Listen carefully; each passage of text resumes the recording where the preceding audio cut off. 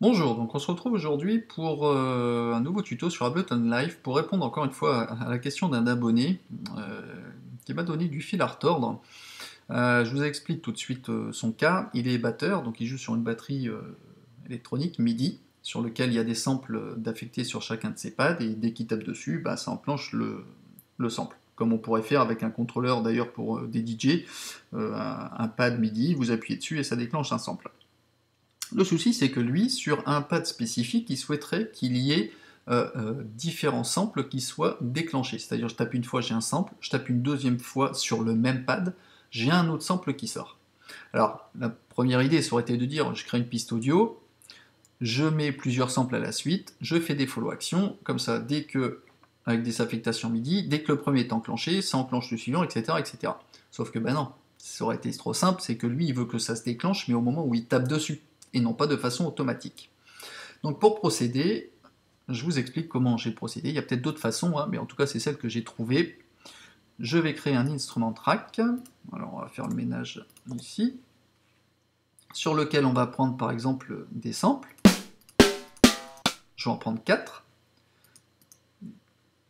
Alors, premier shift, voilà, je vais prendre ces 4 premiers, je les fais glisser ici. Alors c'est bien, j'ai un instrument crack avec 4 samples. Sauf que si je joue avec, ils jouent tous en même temps.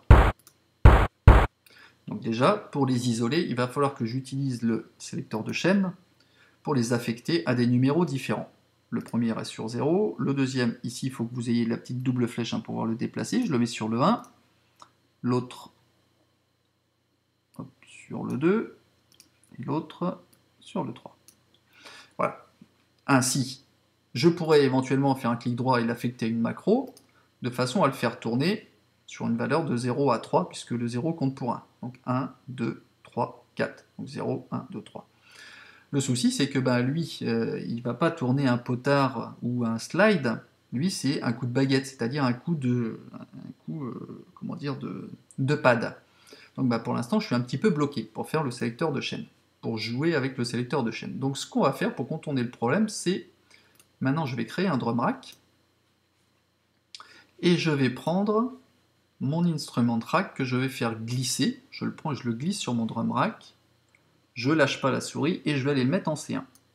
Ainsi, je me retrouve avec un drum rack qui contient mon instrument track avec mes mes 4 samples.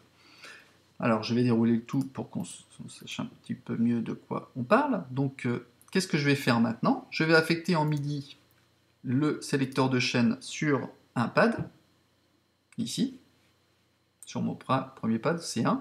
Sauf que la valeur, je ne vais pas lui mettre jusqu'à 127, je vais lui mettre jusqu'à 3, hein, puisque j'ai 4 échantillons, le 0, alors 3, voilà, le 0 correspond au premier échantillon, le 1 au deuxième, le 3 au troisième, alors non, le 0 au 1, le 1 au 2, le 2 au 3 et le 3 au 4. Voilà, ok. Et qu'est-ce que je vais faire? Il faut bien aussi que j'affecte, parce que c'est bien beau, maintenant si je fais ça, j'appuie sur mon pad, vous voyez que à chaque fois, 1, 2, 3, 4,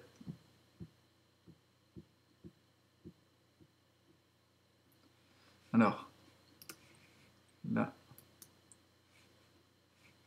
j'ai raté, 3, 4, 1, 2, 3, 4.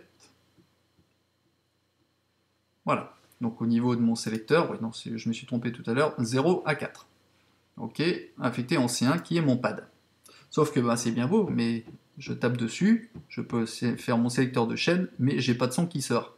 Alors pour qu'il y ait un son qui sort, justement, on va double-cliquer, on va créer un clip vide,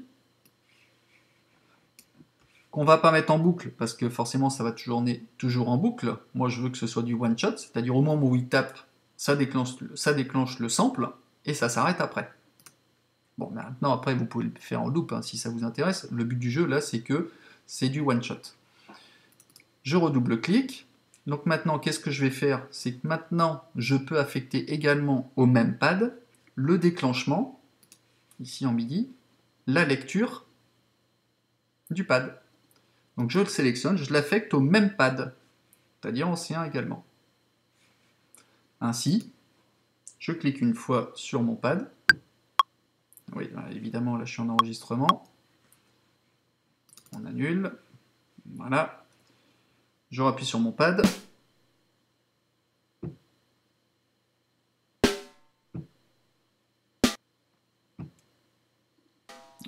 Et donc là j'ai eu un décalage. Donc effectivement, c'était bien en 0,3. Alors après, bien sûr, vous pouvez jouer sur None, comme ça il sera déclenché dès que vous voulez. Parce que là, effectivement, comme j'avais mis sur une barre, comme le curseur de lecture se met en route, il va me déclencher le second échantillon au minimum à la deuxième mesure. Alors que si vous mettez sur None, ça va être du one shot. Dès que je vais appuyer sur le pad, ça va le déclencher.